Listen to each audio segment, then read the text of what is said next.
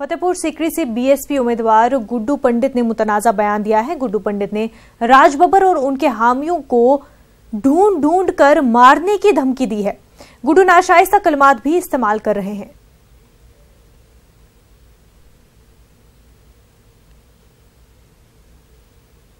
तेरे योगी पर, तेरे मोदी पर जिससे लड़ रहा हूँ और जो चले गए, तेरे योगी पर, तेरे मोदी पर जिससे लड़ रहा हूँ और जो चले गए।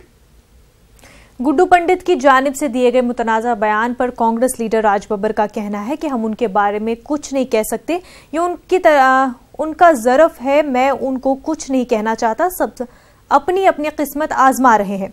मैं लड़ने के लिए नहीं बल्कि लोगों का प्यार पाने के लिए आया हूं। गुड्डू पंडित ने राज बब्बर को नाशाइस्ता निशाना बनाते हुए कहा था कि राज बब्बर को और उनके हामियों को ढूंढ ढूंढ कर मारूंगा।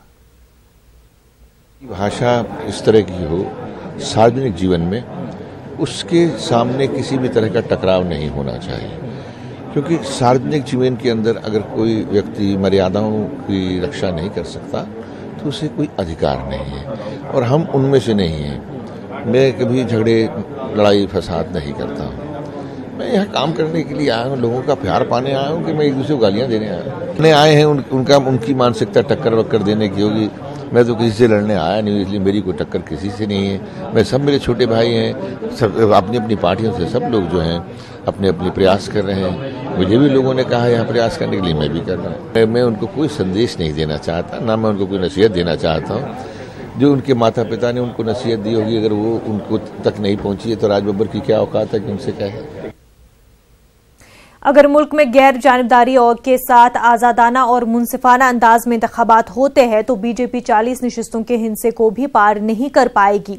ये कहना है बीजेपी के senior leader advocate Ajay Agarwal का, जबकि बीजेपी 400 नशिस्तों से कामयाबी का दावा कर रही है। अजय अग्रवाल ने वजीर आजम नरेंद्र मोदी को एक मकतूब तहरीर करते हुए कहा कि वजीर आजम नशिस्तों के मामले में एक जबरदस्त झटके के लिए तैयार रहे। इसके अलावा अजय अग्रवाल ने नोटबंदी के आयाम में हुए बड़े पैमाने पर करप्शन का भी दावा किया है।